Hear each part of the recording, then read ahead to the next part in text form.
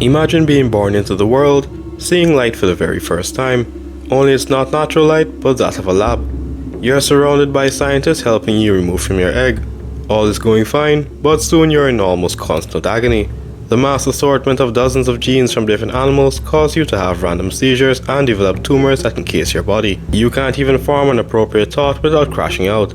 On top of that, you are offered no comfort by your captors, but instead tests are constantly run on you. And to top it off, as you reach adulthood, you are sentenced to death by the head of the organization for being an abomination. But that wouldn't be so bad since you would finally be able to experience peace. You probably are wondering what I'm rambling on about, but that was the sad reality of the Scorpius Rex. The third and most grotesque hybrid we've seen in the Jurassic franchise appears in Camp Cretaceous as a bloodthirsty monster that kills without cause. In this video I'm going to be taking a dive into the life of the Scorpius Rex, from the moment it took its first breath to the day it took its last. We don't have much information on the juvenile stage of the Scorpius, but we can assume it was miserable. Probably not as bad as the Indoraptors, but bad nonetheless.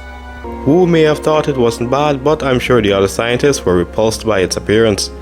Its indented head looked like that of a pug, and its teeth protruded out unnaturally. Being the first hybrid, it would have been tested on constantly to get a gist of its abilities and the stability of the organism as a whole. But it was far from stable, since the genes from so many different animals would make anyone go mad. The crazy part is that Wu never intended to make the Scorpius. It was actually a commission from Ellis Mills. When Wu finally decided to show his creation to Masroni, he deemed it an abomination and ordered it to be destroyed, which is kinda sad since it never asked to be made.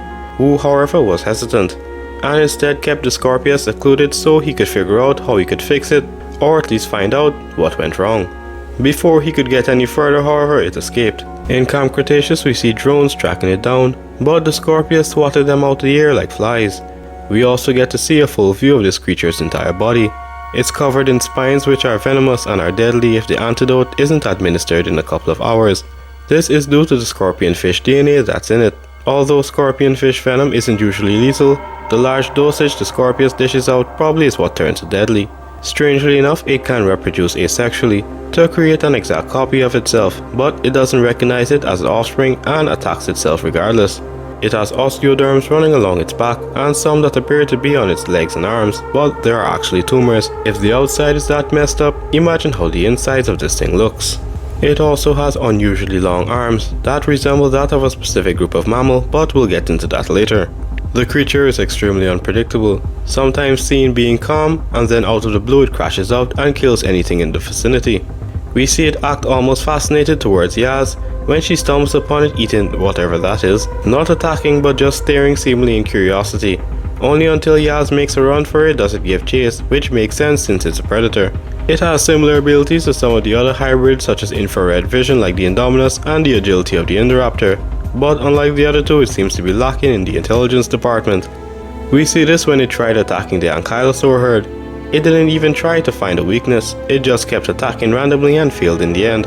While the Indominus figured out that the Ankylosaurs have no armors on the underside and exploited that. It's also easily distracted by fire, mesmerized by even a small flame.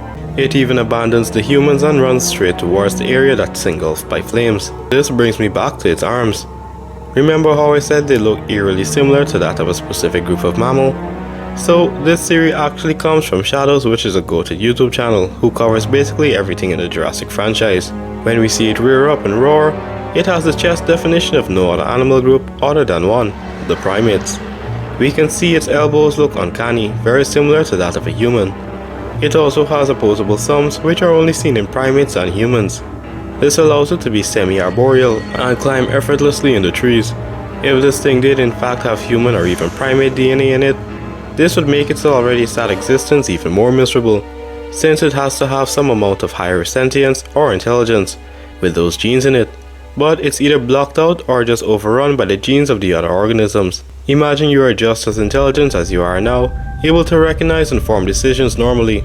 Now add the genes from many different animals into your system that cause your body to mutate cancerous lumps and other disabilities. You know what you are supposed to do but can't. The instincts of every other animal gene override your sentience, causing you to act hyper-aggressive and out of control. You don't want to kill and you don't even know why is it that you're doing this. Instead all you feel is constant discomfort and shortness of breath due to your underdeveloped airways. The only thing able to grant you peace now would be death. That is basically the Scorpius Rex's existence, if it did in fact have human or even primate DNA in it. Who knows just how many other animals the Scorpius is mixed with, since the animals we see it mixed with that Wu describes is almost certainly not all of them. The Scorpius Rex meets its end during a fight with Blue and its offspring, where the ceiling and walls of the building collapse on it, finally bringing its reign of terror and suffering to an end. So that'll just do it for this video. As always, Wu is ultimately to blame, creating these animals for what he says is to test the limits of what science can do, which almost always puts the animal and the people it's unleashed upon in danger. Subscribe and hit that notification bell so you don't miss an update, and I'll see you in the next video.